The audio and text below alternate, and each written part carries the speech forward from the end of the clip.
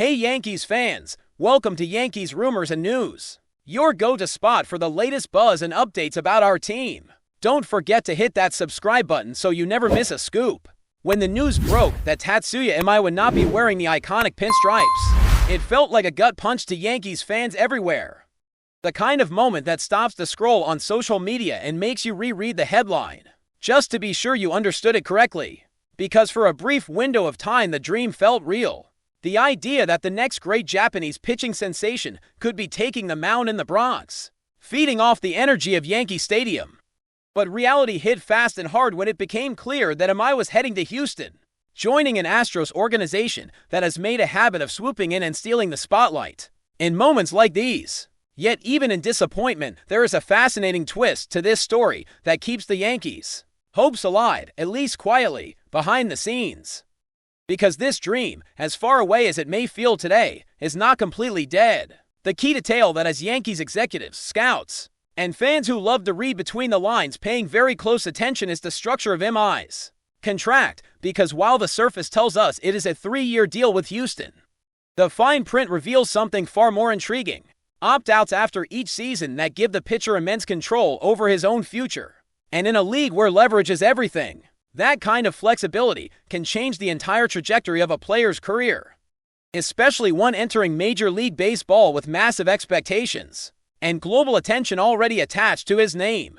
This means that while there is no chance of Imai taking the ball for New York in the 2026 season, and that reality is something Yankees fans have to accept no matter how painful it feels, the organization cannot afford to completely close the book on him. Because the moment things feel even slightly off in Houston, whether it is fit, performance, or simply a desire for a new challenge, Imai has the contractual power to walk away, and that possibility alone should keep the Yankees very much awake at night, monitoring every start, every stat line, and every subtle quote that could hint at his long-term comfort level with the Astros. From Imai's perspective, this deal makes a lot of sense, because it offers security while also preserving freedom, allowing him to test himself against the best hitters in the world without feeling trapped.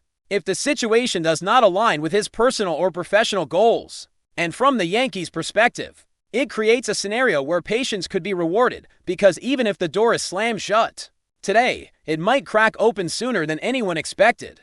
And in baseball, timing can be just as important as talent. The frustration among Yankees fans is completely understandable, because losing out on a player like Imai to a direct rival stings in a very specific way, especially when that rival has already caused so much heartbreak over the years. And the idea of seeing him dominate in an Astros uniform is enough to make anyone grind their teeth. But emotions aside, this is where the front office has to operate with clarity and long-term vision, understanding that the story is not finished just because the first chapter did not go their way. Reports about the financial details of the contract only add another layer to the conversation, because while the full terms were not publicly laid out in every detail, it was confirmed that this deal carries the largest average annual value ever given to a Japanese pitcher outside of Yoshinobu Yamamoto. A comparison that immediately elevates Imai's status and reinforces the idea that this was never going to be a bargain signing, and for a team like the Yankees, money has never truly been the obstacle, but rather the alignment of priorities and timing. There is a strong sense that New York's attention may have been divided during this period, with other roster questions and big-name situations demanding focus. And when you hesitate in a market this competitive, someone else will always step in, which is exactly what Houston did, moving decisively and aggressively to secure a pitcher they believe can help them chase another championship right away. Even if that aggressiveness comes with risk baked directly into the contract, at this stage, all the Yankees can realistically do is step back and observe, because the decision has been made and the ink is dry. And now the only hope is that either the fit does not work out perfectly in year one, or that Imai himself sees a different future for his career. And while hoping for that scenario is not a strategy you build an organization around, it is still a possibility that cannot be ignored, especially given how rare it is to see opt-outs built into every single year of a deal like this. If the Yankees do end up waiting until the 2027 season or even later, it will undoubtedly sting, because patience is not always easy in a market that expects immediate results. But the long view suggests that these opt-outs could ultimately work in New York's favor, providing another chance to land a pitcher they clearly value, without being locked into a bidding war. That compromises the rest of the roster, and that is where the conversation shifts from disappointment to cautious optimism. For now, the Yankees have to move forward. And that may be the hardest part for fans who had already pictured him in pinstripes, because baseball history is filled with stories of players who were supposed to be the missing piece, only for plans to change at the last second. And the most successful organizations are the ones that absorb that disappointment without letting it derail their broader vision.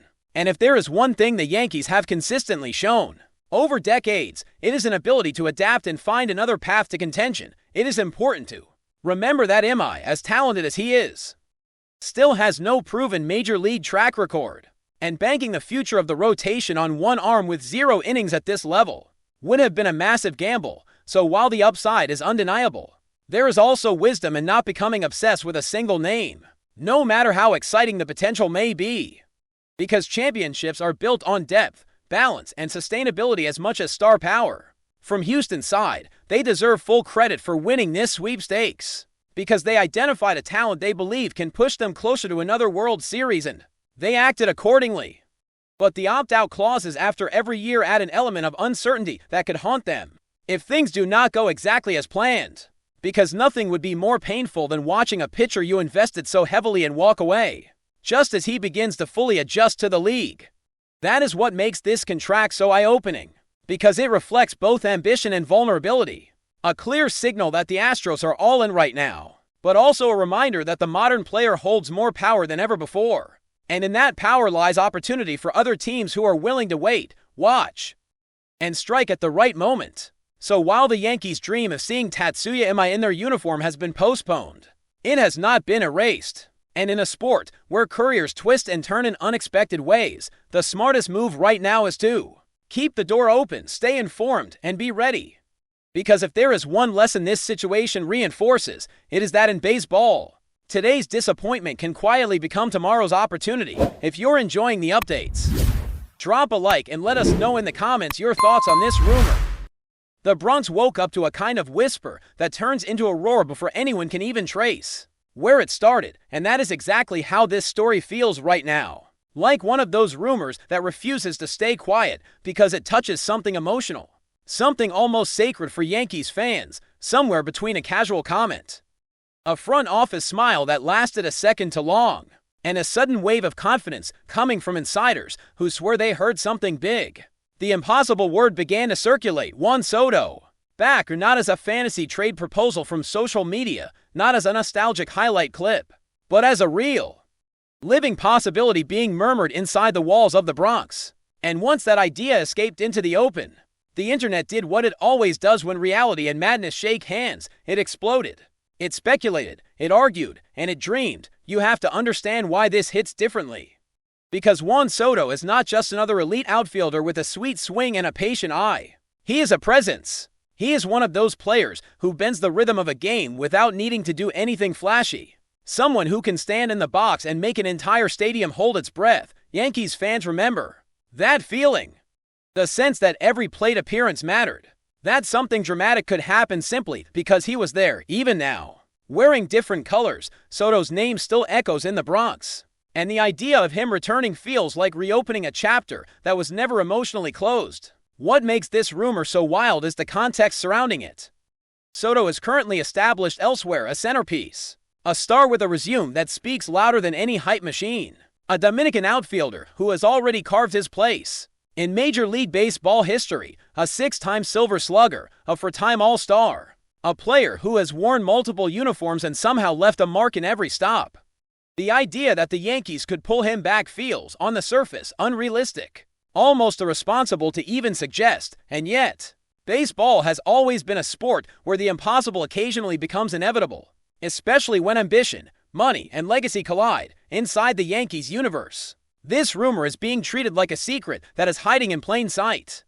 Fans are dissecting every press conference tone, every vague quote about adding impact, every mention of long-term vision. When the organization dropped hints about a reinforcement that nobody was expecting, the word impossible started trending almost instantly. That word is dangerous because it invites imagination, and imagination, when combined with the Yankees brand, tends to drift toward stars, superstars, and names that can dominate headlines by themselves. Juan Soto fits that description perfectly to ignore. There is also the emotional angle that fuels this speculation. Soto's previous time with the Yankees left a feeling of unfinished business for many supporters. It was powerful, it was electric, but it was also brief enough to feel incomplete. Fans remember the swagger, the discipline at the plate, the way opposing pitchers had to rethink entire game plans because of his presence. Bringing him back would not just be a baseball decision. It would be a statement, a declaration that the Yankees are willing to chase dominance with no fear of criticism or financial pain, and in the Bronx, statements matter almost as much as championships. Social media has turned into a living rumor mill, with creators, analysts, and fans reading between lines that may or may not exist. A smile here, a non-denial there, and suddenly theories start stacking on top of each other. Some believe the Yankees front office has been quietly positioning itself, clearing space, preparing flexibility, waiting for the right moment to strike. Others think this is all smoke, a deliberate leak designed to keep attention high and pressure on rivals. But even the skeptics admit one thing: the noise feels different this time. It feels louder, more confident, less like fantasy and more like a secret that is struggling to stay hidden. From a narrative perspective, Juan Soto returning to the Bronx is almost a perfect. The prodigal star, the elite hitter, the global name coming back to one of the most iconic franchises in sports. It sounds like something written for a documentary, not something that happens quietly in the background of a season. And yet, baseball history is full of moments that seem scripted only after they became real.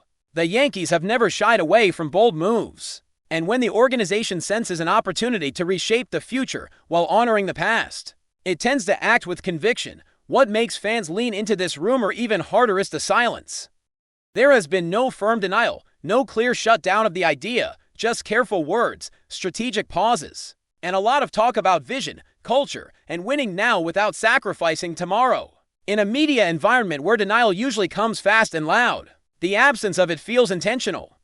And for a fan base trained to read power moves as part of its identity, that absence speaks volumes. Of course, there are risks, questions, and complications that nobody can ignore. Contracts, egos, chemistry, and long-term planning all sit at the center of this storm. Soto is not just a bat you plug into a lineup. He is a franchise-level figure who changes how everything else aligns. But the Yankees have always thrived on managing big personalities and even bigger expectations. If there is one place where a move like this could make sense, emotionally and commercially, it is the Bronx. As the rumor continues to circulate, one thing is undeniable: Juan Soto's name has reclaimed space in Yankees conversations, not as a memory, but as a possibility. And that alone has reignited a level of excitement that feels raw and genuine. Fans are not just debating statistics or mechanics, they are imagining moments, atmospheres, and the electricity of seeing that familiar stance in pinstripes again until something concrete happens. This remains speculation, a deliciously dangerous rumor that feeds on hope and ambition. But in baseball, and especially in New York, hope has a way of turning into headlines when nobody is ready for it. Thanks for tuning in. Make sure to subscribe and hit the notification bell so you stay up to date with every Yankees rumor and news. See you in the next video.